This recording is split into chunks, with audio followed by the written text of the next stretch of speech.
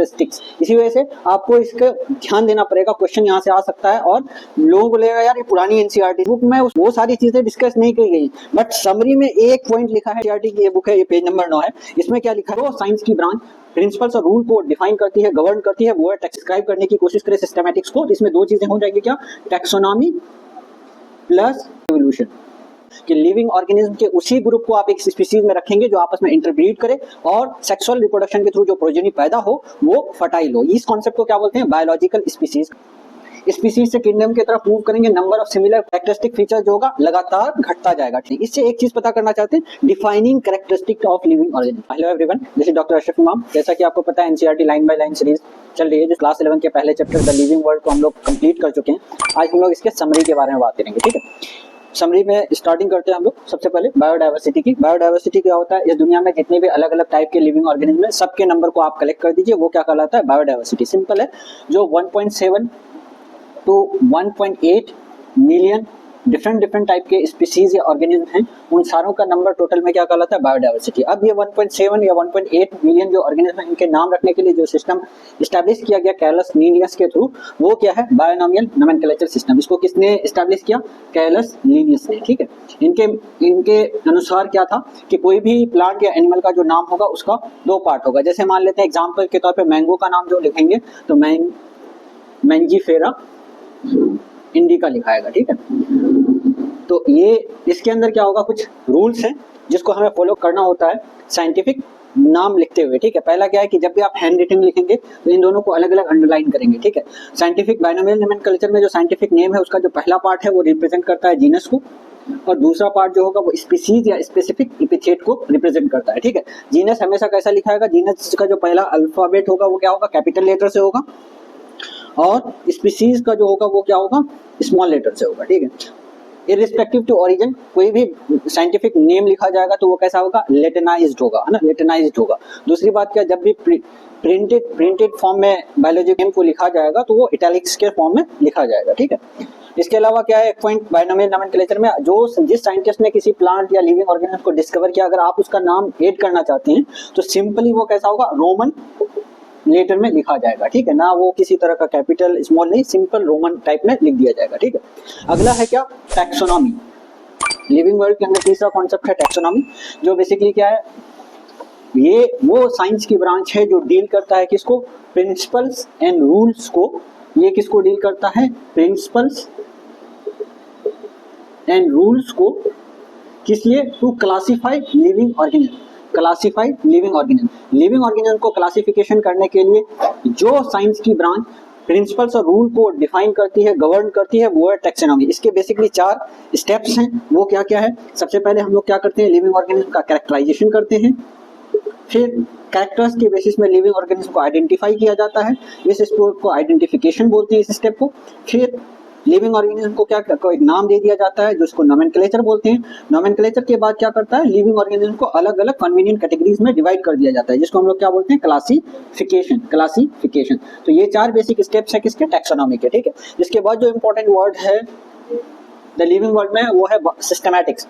Actually में systematic जो word आया है वो कैसे आया है, सिस्टेमा से, जिसके माने क्या होते हैं, systematic arrangement of living organism. और ये वर्ड कौन दिया था, सिस्टेमा कैलस लीनियस ने। इन्होंने अपनी किताब का नाम भी इसी पे रखा था, क्या, सिस्टेमा नेचुरी। ठीक है, अब क्या होगा, सिस्टेमेटिक्स साइंस की वो ब्रांच है जिसमें लिविंग ऑर्गेनिज्म को कन्वीनियंट कैटेगरीज में डिवाइड करते हैं और उनके इवोल्यूशनरी स्टडीज को भी स्टडी करते हैं। यानी हम अगर 2 वर्ड में इसको डिस्क्राइब करने की कोशिश करें सिस्टेमेटिक्स को, तो इसमें 2 चीजें हो जाएंगी, क्या, टैक्सोनॉमी प्लस इवोल्यूशन। ठीक है, इवोल्यूशन। अब लिविंग ऑर्गेनिज्म को आपने क्या किया, उनका कैरेक्टराइजेशन कर दिया, आइडेंटिफिकेशन कर दिया, नोमेनक्लेचर कर दिया। ठीक है, तो इसको फिर क्या किया जाता है, अलग अलग कैटेगरीज में डिवाइड कर दिया जाता है, जिसको बोला जाता है टैक्सोनॉमिक कैटेगरीज। बेसिकली वो टैक्सोनॉमिक कैटेगरीज 7 ऑब्लिगेट कैटेगरीज हैं, जिसमें सबसे स्मॉलेस्ट यूनिट क्या है, स्पीशीज है। इससे बड़ा क्या है, जीनस। इससे बड़ा क्या है, फैमिली। इससे बड़ा क्या है, ऑर्डर। फिर क्लास, फिर फाइलम या डिवीजन। फाइलम वर्ड यूज किया जाता है किसके लिए, एनिमल के लिए डिवीजन प्लांट्स के लिए, ठीक है। इस सबसे हाईएस्ट कैटेगरी है किंगडम, ठीक है। तो टैक्सोनॉमिक कैटेगरीज को जब असेंडिंग या डिसेंडिंग ऑर्डर में आप सजा दीजिएगा तो उससे आपको क्या मिलता है, टैक्सोनॉमिक हायरार्की मिलता है, ठीक है। तो स्पीसीज क्या है, इसका स्मॉलेस्ट यूनिट है, स्मॉलेस्ट यूनिट है, ठीक है। और इसके अंदर क्या होगा, लिविंग ऑर्गेनिज्म के बीच में मैक्सिमम फंडामेंटल सिमिलरिटीज पाया जाएगा, मैक्सिमम फंडामेंटल सिमिलरिटीज पाया जाएगा, ठीक है। स्पीसीज को लेकर दो साइंटिस्ट ने कॉन्सेप्ट दिए थे। पहला स्टैटिक स्पीसीज का कॉन्सेप्ट कार्लोस लिनियस ने दिया था, जिसके अनुसार क्या था, जो लिविंग ऑर्गेनिज्म के बीच का फंडामेंटल, अगर एक स्पीसीज के लिविंग ऑर्गेनिज्म है तो उनके बीच का जो फंडामेंटल कैरेक्टर्स होगा वो स्टैटिक टाइप का होगा। दूसरा कॉन्सेप्ट दिया था कौन, अर्नेस्ट मिलर ने, जिसके हिसाब से उन्होंने बताया था क्या कि लिविंग ऑर्गेनिज्म के उसी ग्रुप को आप एक स्पीसीज में रखेंगे जो आपस में इंटरब्रीड करे और सेक्सुअल रिप्रोडक्शन के थ्रू जो प्रोजेनी पैदा हो वो फर्टाइल हो। इस कॉन्सेप्ट को क्या बोलते हैं, बायोलॉजिकल स्पीसीज का कॉन्सेप्ट। तो ये चीजें किसकी थी, टैक्सोनॉमिक कैटेगरीज के बारे में। तो ये टैक्सोनॉमिक कैटेगरीज में जैसे जैसे आप क्या करेंगे, स्पीसीज से किंगडम की तरफ मूव करेंगे, नंबर ऑफ सिमिलर कैरेक्टर्स या कैरेक्टरिस्टिक फीचर जो होगा लगातार घटता जाएगा, ठीक है। मतलब जैसे जैसे जाएंगे कॉमन कैरेक्टर्स घटता जाएगा, ठीक है। अगला पॉइंट इंपॉर्टेंट यह है कि एक चीज यहाँ पे एनसीईआरटी के बुक में तो नहीं दे रखा लेकिन समरी में दे रखा है, ठीक है। सब एनसीईआरटी की ये बुक है, ये पेज नंबर 9 है। इसमें क्या लिखा है एक चीज कि जब आप बहुत सारे जैसे लिविंग ऑर्गेनिज्म के साइज, कलर, हैबिटेट, फिजियोलॉजिकल और मॉर्फोलॉजिकल फीचर्स को देखते हैं तो इससे आप क्या क्या पता करना चाहते हैं, इससे एक चीज पता करना चाहते हैं, defining characteristic of living organism, ठीक है। एनसीईआरटी की जो पुरानी बुक थी उसमें लिविंग ऑर्गेनिज्म के कैरेक्टरिस्टिक फीचर्स को दो कैटेगरीज में डिवाइड किया गया था, एक डिफाइनिंग, दूसरा नॉन डिफाइनिंग, ठीक है। तो इस बुक में वो सारी चीजें डिस्कस नहीं की गई, बट समरी में एक पॉइंट लिखा है डिफाइनिंग कैरेक्टरिस्टिक्स। इसी वजह से आपको इसका ध्यान देना पड़ेगा, क्वेश्चन यहाँ से आ सकता है और लोगों को लगेगा यार ये पुरानी एनसीईआरटी से आ गया, बल्कि नई एनसीईआरटी में डिफाइनिंग कैरेक्टरिस्टिक फीचर्स के बारे में दिया है, बट वो चैप्टर में नहीं है, समरी में। इसी वजह से ये इंपॉर्टेंट पॉइंट है, इसको ध्यान रखना है, ठीक है। अब ये डिफाइनिंग फीचर्स क्या क्या होते हैं, देखिए इस दुनिया में जितने भी लिविंग ऑर्गेनिज्म हैं, जैसे इसमें मान लेते हैं ह्यूमन है, काऊ है, डॉग है, कैट है, हनी बी है ना, म्यूल है, ठीक है। ड्रोन, हनी बी का एक टाइप होता है क्या, ड्रोन है ना, वर्कर बी भी होता है। तो ये सारे लिविंग ऑर्गेनिज्म है। तो कुछ ऐसे कैरेक्टरिस्टिक फीचर्स होते हैं जो हर लिविंग ऑर्गेनिज्म में पाया जाता है without any type of exception. मतलब ऐसे फीचर्स जो कि अगर लिविंग है तो उसके अंदर होगा ही, तो उसको हम लोग क्या बोलते हैं, defining features. Defining characteristic features क्या है, वो कैरेक्टरिस्टिक फीचर्स जो लिविंग ऑर्गेनिज्म में विदाउट एक्सेप्शन पाया जाता है। इसके एग्जाम्पल क्या है, बहुत एग्जाम्पल इंपॉर्टेंट है, याद रखिएगा। पहला क्या है, मेटाबॉलिज्म, है ना। मेटाबॉलिज्म क्या होता है, बॉडी के अंदर जितने भी केमिकल रिएक्शंस होते हैं उन सारों को एक जगह जोड़ दीजिए, उसको मेटाबॉलिज्म बोलते हैं। तो बॉडी के अंदर दो तरह के केमिकल रिएक्शंस होते हैं जिसमें कुछ चीजें बनती हैं, कुछ चीजें टूटती हैं। बनने को क्या बोलते हैं, एनाबॉलिज्म, और टूटने को बोलते हैं कैटाबॉलिज्म। तो मेटाबॉलिज्म बराबर क्या होगा, anabolism plus catabolism, anabolism plus catabolism, ठीक है। दूसरा जो डिफाइनिंग फीचर है लिविंग ऑर्गेनिज्म का वो क्या है, cellular level of organisation. Cellular level of organisation या सेल्यूलर ऑर्गेनाइजेशन ऑफ बॉडी, ठीक है। इसका मतलब क्या हुआ, anything less than a complete cell does not ensure independent existence.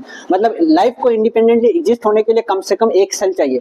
अब क्या होगा, अगर मल्टी सेलुलर ऑर्गेनिज्म होगा तो कई सेल आपस में मिलकर टिश्यूज बनाएंगे, टिश्यूज मिलकर ऑर्गन बनाते हैं, ऑर्गन मिलकर ऑर्गन सिस्टम बनाता है, ऑर्गन सिस्टम मिलकर बॉडी बनाता है, ठीक है। तो ये जो सेलुलर लेवल का ऑर्गेनाइजेशन पाया जाता है बॉडी का, ये भी डिफाइनिंग फीचर है।